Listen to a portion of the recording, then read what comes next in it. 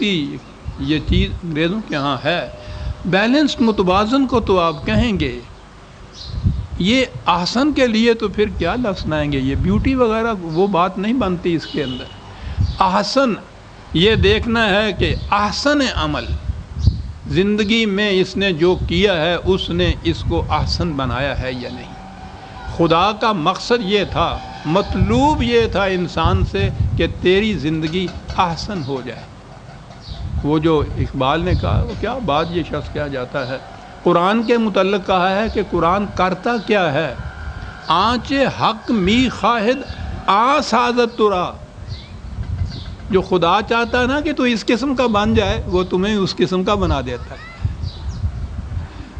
بات تشریح میں آنے کی تھی نہیں، حسن کی تو آپ تشریح کریں گے تو پھول کی پتی کو مسل کے رکھ دیں گے آپ۔ یہ تو اپریشیٹ کرنے کی صرف چیز ہوتی ہے۔ اقبال کا بھی کمال یہ ہے کہ اس نے تجزیہ نہیں کیا، انالیسس نہیں اس کا کیا۔ قرآن کیا کرتا ہے؟ کرتا یہ ہے کہ آنچ حق می خواہد آ سازت ترا، اور حق کیا چاہتا ہے؟ احسن تقویم۔ تو کہا ہے کہ یہ موت اور حیات جو ہے اس کا تضاد تو اس لیے پیدا کیا گیا ہے کہ تمہیں مواقع ایسے میسر آ جائیں کہ تم وہ کچھ بن جاؤ جو کچھ بنانا خدا کا مقصود تھا۔ خدا نے بنایا ہوا انسان نہیں دیا۔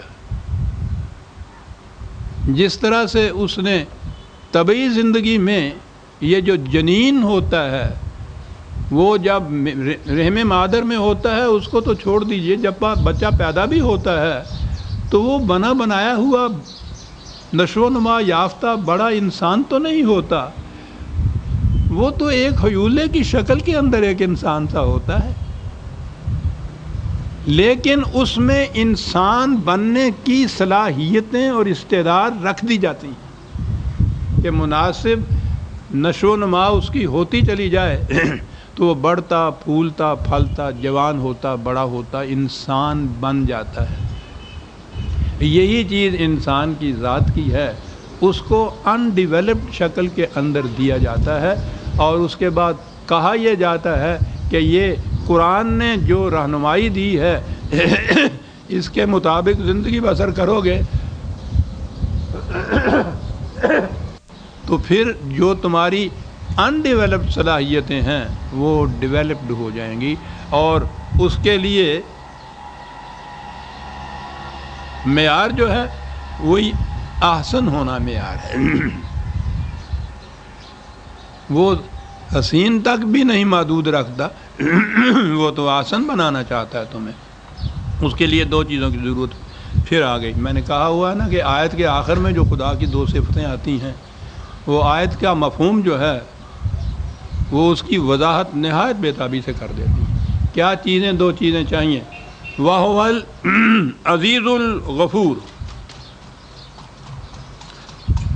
اس کے لیے خدا کی ایک تو عزیز، آپ کو معلوم ہے میں نے کہا تھا کہ عزت کے معنی یہ نہیں جو ہمارے ہاں عزت ہوتی ہے۔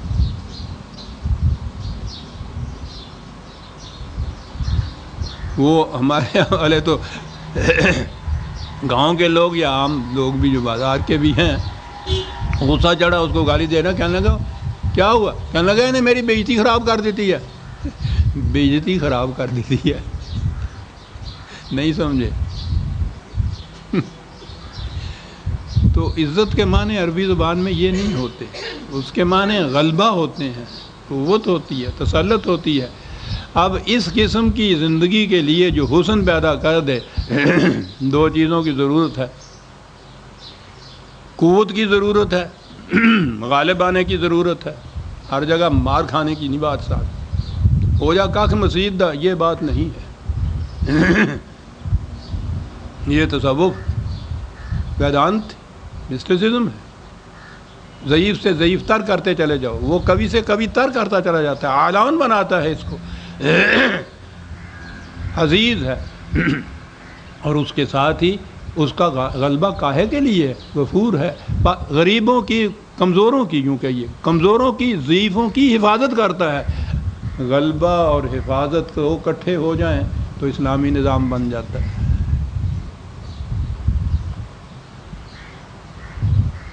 ورنہ دوسرے کو کچلنے کے لیے تو غلبہ چنگیز اور ہلاکو بھی حاصل کر لیتے ہیں، آرام حاصل کر سکتا تھا. عزیز کے ساتھ غفور ہونا اسلامی نظام کے لیے ضروری ہے.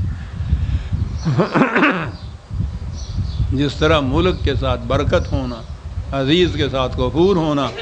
آپ نے غور فرمایا یہ صفات خداوندی کاہے کے لیے دی ہوئی ہیں؟ وہ اپنا تعارف تو نہیں کرا رہا، ہم ایسے ہیں اور ہم ایسے ہیں. اس سے ہی انسانی ذات کی نشو و نما بھی ہوگی. اتنی قوت ہو کہ مظلوم کی حفاظت کے لیے ظالم کی کلائی مروڑ سکے. مظلوم کی کلائی مروڑے گا اگر تو وہ تو پھر درندہ ہو جائے گا، مومن نہیں ہوگا. اور اگر دوسرے کی کلائی مروڑنا تو ایک طرف رہا، اپنی حفاظت بھی نہیں کر سکے گا تو وہ تو پھر حیوان بھی نہیں ہوتا. عزیز غفور. اب آگے بات آتی ہے قرآن کا انداز جو حقائق بیان کرتا ہے اس کی شہادت کے لیے خارجی کائنات کی طرف توجہ دلاتا ہے. اب جیسا میں نے عرض کیا کہ جب ہم نے قرآن کے نظام کو چھوڑا ہے، اس کے آئین کو چھوڑا ہے، اس کے حقائق کو چھوڑا ہے، اس کی تعلیم کو چھوڑا ہے، وہ جو یہ شہادتیں پیش کرتا ہے ہمارے لیے یہ بھی بے معنی ہو گئی. یہ شہادتیں تو انہیں کام دیتی ہیں جو تحقیق کرتے ہیں، سائنٹیفکلی ان چیزوں کی تحقیق کرتے ہیں. وہ جانتے ہیں کہ قرآن کیا کہہ گیا. ہماری زندگیاں جو ہیں وہ ایک پرانا شعر، صبح ہوتی ہے شام ہوتی ہے عمر یوں ہی تمام ہوتی. زندگی ہوئی نا.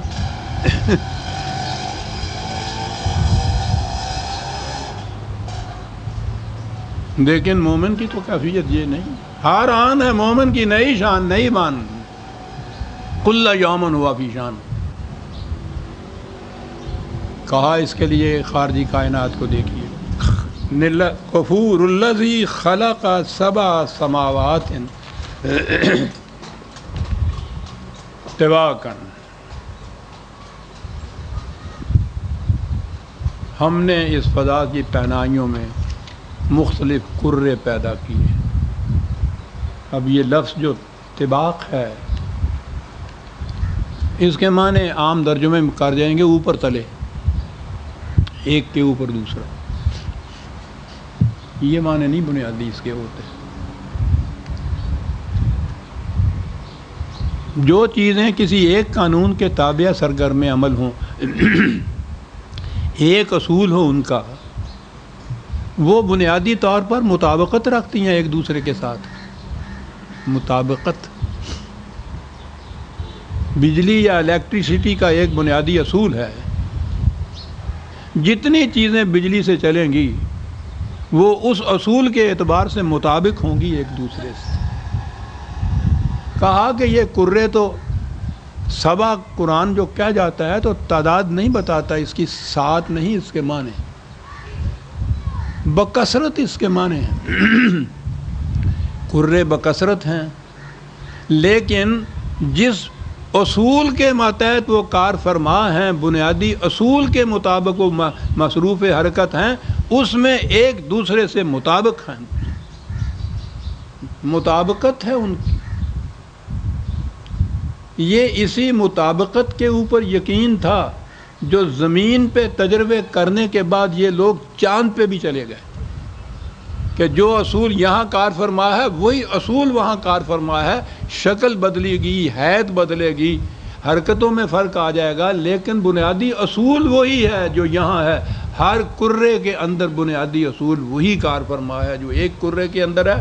اس لیے یہ طباقاً کے معنی ہیں باہم دیگر مطابقت رکھتے ہیں ایک دوسرے کے ساتھ. اور اس کے بعد قرآن کی جو آیات آ رہی ہیں خالص ادب کے اعتبار سے بھی قرآن کی حسین ترین آیات میں سے ہیں. اللہ.